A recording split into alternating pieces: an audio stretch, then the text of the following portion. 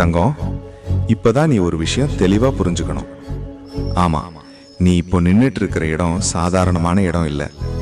இது வரைக்கும் நீ கடந்து வந்த வழி சுலபமான பாதையும் இல்லை. அதனால தான் இப்போ உனக்கு சில விஷயங்கள் ரொம்ப கஷ்டமா தோணுது. அதுக்கு அர்த்தம் நீ பொறுப்போட வளர்ந்துகிட்டு இருக்கிற அறிகுறி தான். நீ எல்லாருக்கும் புரியிற வழியில போகல, உன் மனசுக்கு சரின்னு தோணுற வழியில தான் நீ போய்கிட்டு இருக்க. அதனால தான் சில நேரம் நீ தனியா நடக்கிற மாதிரி தோணும். அது ஒன்றும் தவறில்லை தங்கம், அது உன்னோட தலைமைக்கான அடையாளம் தான். அதுக்காக இன்னும் நீ வேகமா ஓடவும் வேண்டாம், உடனே நின்று போகவும் வேண்டாம். இப்படியே உன் வேகத்துல நீ தொடர்ந்து பயணம் செய். நீ போகிற திசை சரிதான்.